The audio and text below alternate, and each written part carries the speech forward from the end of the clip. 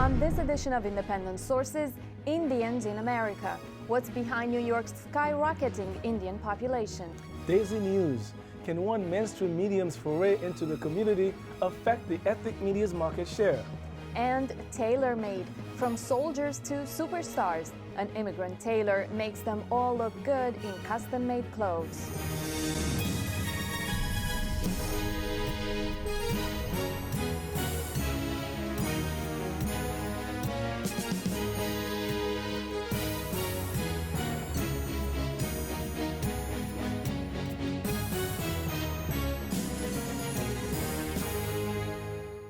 Welcome to Independent Sources. I'm Viano Ravinka. And I'm Gary Pierre-Pierre. This week we're going to take a special look at the city's Indian population. Who are they and why are they coming to the city? Indians have now surpassed Filipinos as the country's second largest Asian population. According to the 2010 census, the Indian population in New York City stands at nearly 370,000. That's almost 4 times the size it was back in 1990. The majority of Indians have settled in Queens and have college or higher degrees. It's also noteworthy that the highest percentage of naturalized Indian immigrants is found in New York City. All this is happening at a time when many Indian immigrants are reportedly heading back to India because of job prospects back home. I sat down with the editor and publisher of Little India magazine, Akay Mehra, to discuss what's behind this trend. Achal, the Asian Indian population for New York State, according to the latest census, has grown by about 25%. Why, in your view, are we seeing this surge? Well, actually, New York hasn't seen the greatest surge of the Indian population because the Indian population nationally has risen by almost 70%. So New York actually has a lower proportion for the Indian community than the community as a whole. But nonetheless, New York does have the second largest Indian population of any state in the country. And generally, I think, and it's not just true for Indians, but I think it's true for most immigrant communities, that the major metros tend to attract the largest groups. And Indians, among Indians, New York has historically been the area and magnet, both because they have large other Indian communities here, and also because I think as internationally, New York is much better known and has attracted a very large immigrant population. So, I guess that really has been the historical draw that New York has had. The biggest surge in the numbers has started in the 80s. Now, why are we seeing this jump in numbers at this point exactly? What's prompting it? Well, two reasons. I think one is the Indian community tends to be a very highly professional community. And so, for instance, almost 50% of the motels in this country are owned by Indians. Almost 15% of foreign medical graduates in this country happen to be Indian, so physicians. And the third area in the professional community has been the tech sector. And Indians have been very heavily invested, I think, in the technology segment. So that has been one element of the draw. And these areas have been growing and expanding in this country in the last 2 decades, until the dot-com bust. The tech sector was very big. In fact, almost half the H1s in this country happen to be Indians. During the past decade. But the other segment that has grown pretty substantially is family reunification. The earlier Indian population was so small that the family reunification immigrants were relatively small component of that population. But now that there are almost 3 million Indians, that is another avenue for the growth of the community. You touched a little bit upon the jobs that Indians are coming here for. The 2010 American Community Survey says that most Asian Indians in New York tend to work in transportation. What specific jobs do they hold? Well, one area I guess we are all probably familiar with, which is the taxi sector. Once again, I believe the numbers are over a third of the taxi service employees or people involved in that sector are from South Asia, not just from India, but also Pakistan, Bangladesh. So that is, I think, a major segment of it in the transportation sector. But again, if you look at the community as a whole, again, business and professional categories probably have the highest proportion of Indians. And yes, then you come down to other segments. And in the case of New York, and I think New York is exceptional in that character for the Indian community, that transportation is a very big segment for the Indian community in New York. Now, a recent study published by Duke University said that a number of second-generation Indians are going back to India, not due to the U.S. recession, but to pursue faster career pathways in India and to reconnect with their cultural roots. What do you make of that in the whole picture of increasing numbers of Indians arriving in New York City? Well, it is very true that, and I think part of it is really driven by the economic problems in this country and the fact that India has begun to grow economically quite significantly. That not just the second generation, but I think many of us who came here, many of them are also returning to India because they see greater advancement opportunities out there. And I think the numbers that I have seen from India are that almost 200 to 300,000 Indians have returned back to India, which in a sense has slowed the growth actually to places like New York or the country, community as a whole. We have estimated, we have done some projections at Little India, and our estimate was that the Indian population here would be about 3.5 million on the 2010 census, and the numbers actually come out close to 3.2 million. 3.2 once you factor in Indians that have more than one, who are multiracial as well.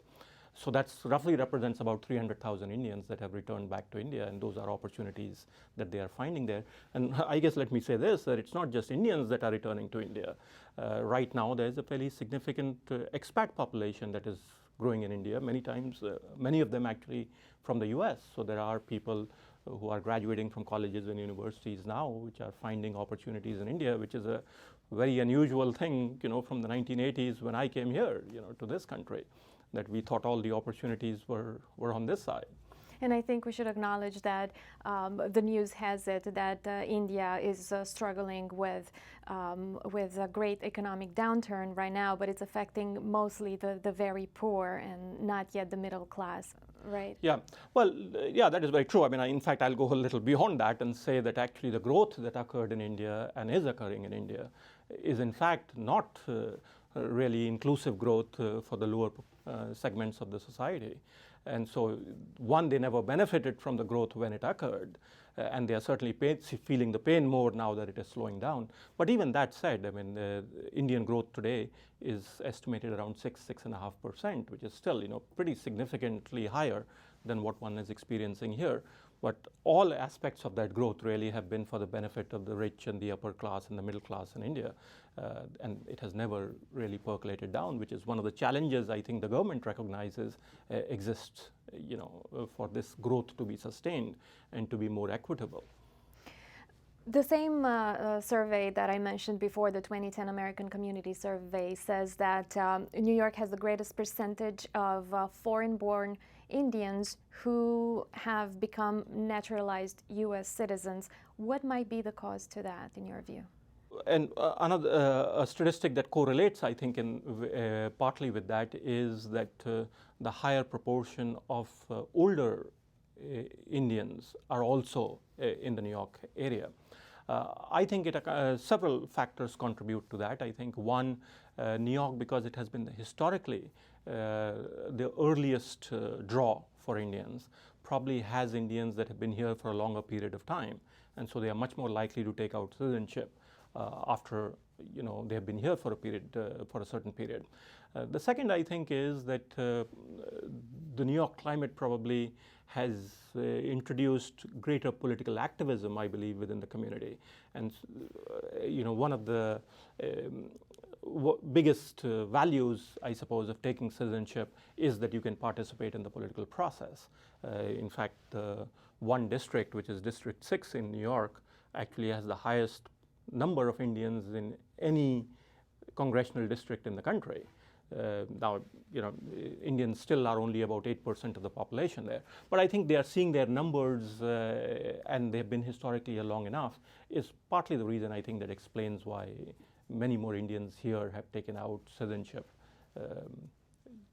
to allow political activism by them. There's the strong perception that the Indian community in the United States is very successful. To what extent is that accurate? Well, it is accurate. Once you look at the overall figures, the median household income of Indians is almost 91,000, which is 1.5 times the national average. So there's no question that the community overall is doing exceedingly well, and part of that is explained because they have very high levels of education. Once again, Indians are twice as likely to have a college degree, almost 4 times as likely to have a master's or professional degree. So that explains why the community has done exceedingly well. But what that picture masks, I think, is the fact that there's almost 10% of the Indians are in poverty.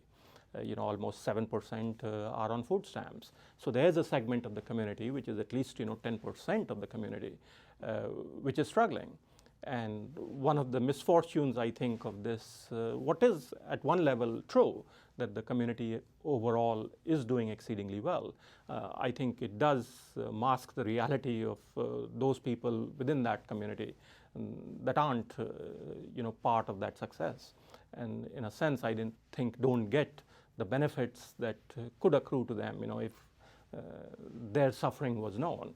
And I think, again, that's not simply true for Indians. That's true, I think, for the Asian community as a whole, because there is this stereotype that has developed of the Asian community that they are exceedingly economically successful, which the vast majority are, but there are also impoverished communities within them. Mr. Achal Mehra, thank you for being with us today. Thank you.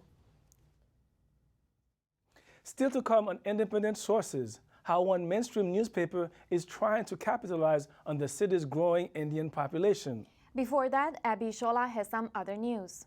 Thanks, Vianor. Here's a look at some headlines from the ethnic media. From Feet in Two Worlds, members of the lesbian, gay, bisexual, and transgender community are flocking to the United States from overseas. The Organization for Refuge, Asylum, and Migration, ORAM, estimates that about 2,000 refugees come to the U.S. fleeing persecution based on gender orientation or identity. This group represents 6% of all refugees in America. The Halden Park Congregational Church in Massachusetts is one of several organizations lending support to these asylum seekers. The church has already formed a group of volunteers dedicated to supporting and empowering LGBT asylees. The recent closing of a 21-year-old Polish deli in Greenpoint has put the spotlight on the area's dwindling Polish community. Novogenic reports that the Staropolski meat market and deli is closing down due to an expired lease and an increase in rent. Staropolski is one of many Polish businesses in the area to close down in recent years because of rent hikes, elderly Poles moving back to Poland, or Poles moving to cheaper neighborhoods. The list of former businesses includes Polish stores and dance clubs. From News India Times, alleged visa fraud at an Indian software company has sparked a debate over whether skilled workers' visas to the United States are exploitative. A former employee of Infosys, a U.S.-based Indian software company, sued the business after he discovered some workers were being paid Indian wages, though they were full-time workers entitled to higher pay. Some are now debating if skilled workers' visas are being used to exploit foreign workers, while others argue that companies are adjusting to new business practices in a competitive globalized economy. The article cites that H-1B visa holders in the IT sector, for example, are normally paid below market rate. From Women's E! News, one African-American actress is telling her story as a victim of sex trafficking. Brooke Balow, who has been featured in movies, TV commercials, and TV dramas, has teamed up with the International Black Women's Public Policy Institute to expose the problem of sex trafficking. Balow wrote, produced, and directed a documentary film titled Survivor: Living Above the Noise. The film tells her own story as a sex trafficking victim. In the documentary, Balow also takes viewers to Bahrain in the Middle East, where the illegal practice is rampant. And finally, Linsanity continues to open the doors of Madison Square Garden to the Chinese community. World Journal reports that it was one of several Chinese media outlets recently invited to MSG to watch a Knicks game before the team's regular season ended. The hospitality comes on the heels of Chinese-American player Jeremy Lin's meteoric rise to stardom as a New York Knick. MSG executives are also looking to increase their partnership with Chinese companies that could begin using sports as a way to market their brands. Those were just a few headlines from the ethnic media. Back to Gary and Vianora. Thanks, Ivy. We talked earlier about the city's growing Indian population and their influence. Now we're going to switch gears a bit and look at the media that cover them. There are a number of ethnic papers that service this community, including News India Times and Daisy Talk. Now at least one mainstream paper is trying to lay claim to this niche sector. Recently, the Daily News launched their website Desi News. The online section of the paper focuses on South Asians in the New York area. It highlights news from India, Bangladesh, and surrounding areas. The paper has partnered with NewsCred, an online company that licenses news content from over 750 sources around the world. I spoke with NewsCred CEO Shafkat Islam about the day-to-day running of the site, as well as its impact on the ethnic media already covering the community.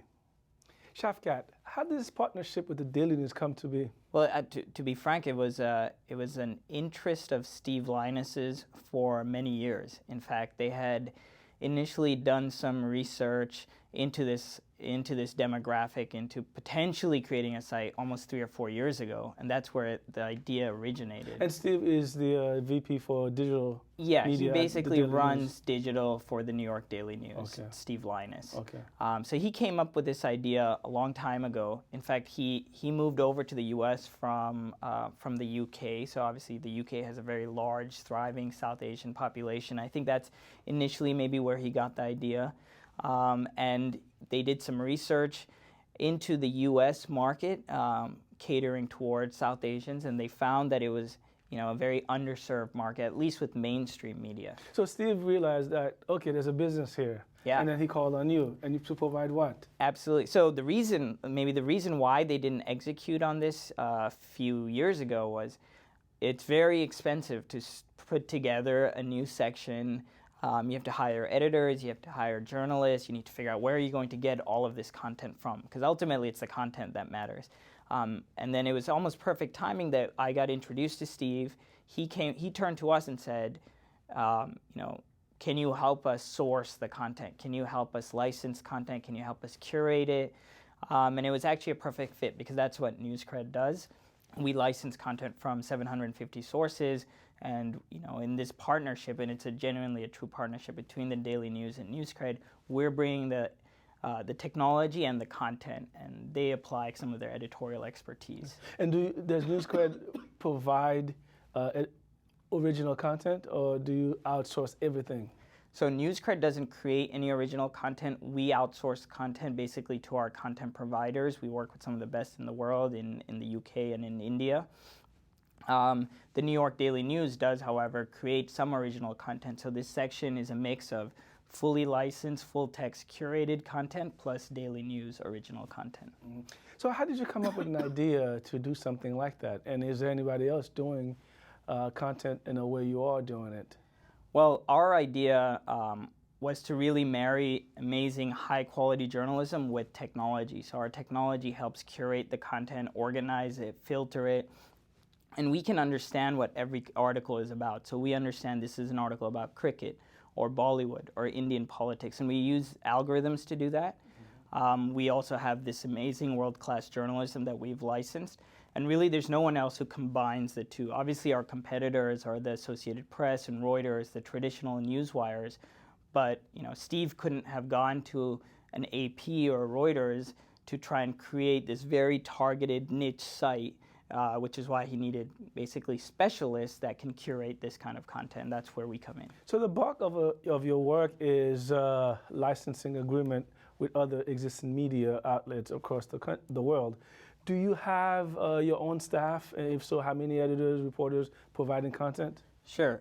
We do have quite a large staff. We're a 40-person company headquartered here in New York. I would say about 50% are in technology, the rest are in sales, marketing, and content. So in terms of editorial staff, we have about 6 people right now.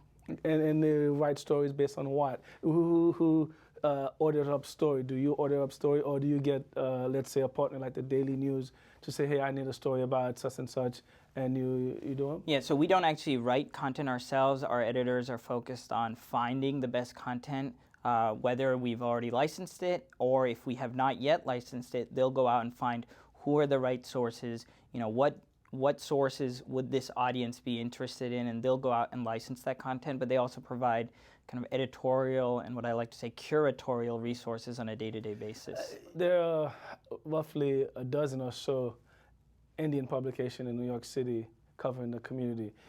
Is this an attempt to compete with them? I guess first of all, it's absolutely not meant to compete directly with or put anyone out of business. We think there is room for many players. We think this is a huge demographic. I mean, it's the fastest growing demographic in the U.S. in terms of an immigrant population.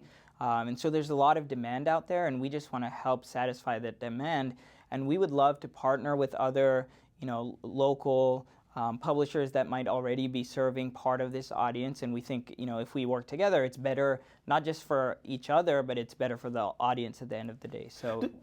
Do you charge per scale based on circulation? For instance, a lot of these... Yeah, our larger clients, larger newspapers obviously pay more. We want to enable, as many publishers to try and experiment in the news space, so we don't want to price anyone out, so we do work with smaller publishers as well. Are there a lot of other competitors out there?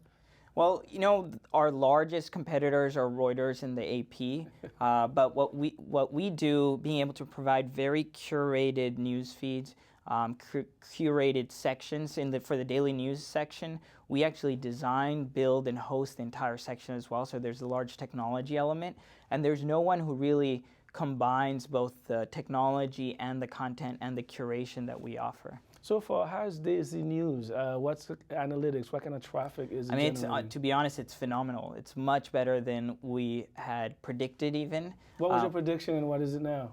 This month, we'll probably be doing around a million page views and nearly 1 million uniques, and that's a pretty substantial number just on Daisy News alone. So it's pretty mind-boggling kind of the Where's demand. the traffic coming from? The United States or in South Asia itself? Predominantly U.S.-based or North American, obviously Canada as well, but primarily U.S.-based, but we do have South Asian interest as well. And a lot of the traffic comes from social as well, so it's both search and social and direct traffic.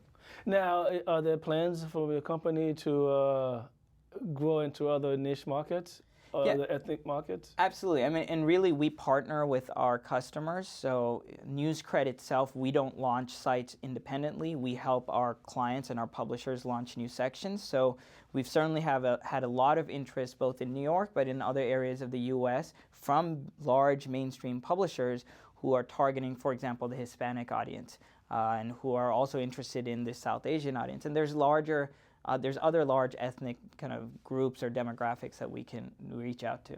And you can do this for other like sports, entertainment, many different types of... Absolutely. And sometimes, sports, a certain demographic might be more interested in sports than others, but we can also intersect the two, which I think is interesting, right? So potentially, the Hispanic audience might be interested in let's say baseball, but more in terms of who are the athletes that are making a name for themselves, who are from some of the countries where a lot of these the immigrant population came from, or it could be who are the big stars in the Hispanic entertainment sector. So we can kind of combine both the demographic and the topical area.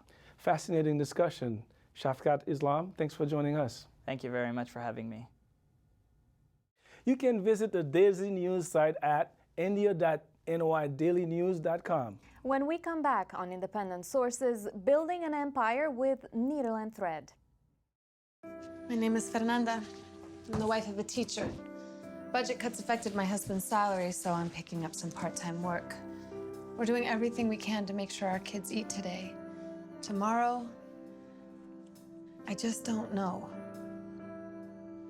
Fernanda, how'd I do? Well, I usually fold the underwear first. I meant the acting, but good to know. Play a role in ending hunger. Visit feedingamerica.org/hunger and find your local food bank. finally from us tonight. When Mohan Ramchandani moved to the United States from India, he had his sights set on achieving the American dream. Over 20 years later, he's managed to turn his small tailoring job into big business. He now serves countless athletes and prominent New Yorkers. Abby Ishola has his story. Custom tailor Mohan Ramchandani is excited to make this special delivery.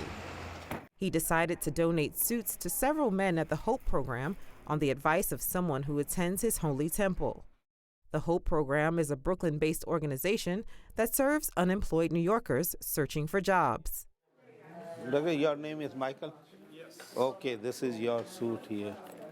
Thank you so much. That's your gray suit with the stripe, and that's your shirt to go. And I'm just looking to get back into work. And this is a step in the right direction, for me looking good, feeling good, and I do look good. I really feel happy. I feel happy for them also, and I hope they get a very nice job and they go successful. Success and struggle are two things he knows well. Ramchandani, owner of Mohan's Custom Tailors in Midtown Manhattan, has been making custom-tailored suits for prominent athletes since the 1980s. His list of clientele also includes doctors, lawyers, stockbrokers, and professors. But the journey to this point in his career wasn't easy. The Indian native and son of a clothier started his tailoring business in Hong Kong during the Vietnam War in the late 60s. His store was located across the street from a hotel where American soldiers would stay during their time off. Many would visit his shop to have suits and shirts made. I was only 20 years old at that time, so I was eager to sell. So I decided to come here because they were spending money, they had the money. When he arrived in America in 1972, he couldn't speak English. He had very little money, but he managed to rent a room in a hotel where he set up his first shop. Business was very slow because nobody knew me. And in the hotel room, nobody is going to trust you also. But little by little, I made the business. I advertised small advertisement in New York Times. That helped me a lot. Whoever came, they repeated again and again. His big break came in 1983 when he got a call to make a suit for NBA Hall of Famer Patrick Ewing while he was playing at Georgetown University. The 7-footer called on Mohan again when he became a New York Knick a few years later. So his manager made me the offer, said you make some suits and he's happy with your suit and we let you use his picture in the newspaper advertisement. That's what I wanted. So I made him some nice suits. I took the pictures in those suits and put in the New York Post. And since then, my phone started ringing. Everybody wanted to come. That partnership proved to be a great fit. Several NBA and NFL stars followed. The list includes former New York Knick turned NBA commentator Walt Frazier, who's known for his outlandish style. Over the course of 40 years, Ramchandani has tailored over 100,000 suits, ranging from $500 to $3,000. He prides himself on the fact that his work is more personal than store-bought clothes. Custom tailoring allows him to add special touches like customers' initials and pockets for men to store iPads. He also has a staff of 11 at his Manhattan headquarters, and he outsources much of his work to tailors in Hong Kong. Despite his early struggles to make it, he says he's always knew the American dream wasn't too far from his reach. I was determined to do the big business. I wanted to make money and I wanted to grow. So I'm still going to grow. I have another 10 years at least. For Independent Sources, Abby Ishola. That's our show this week. Thanks for staying tuned. Till next time, be independent-minded.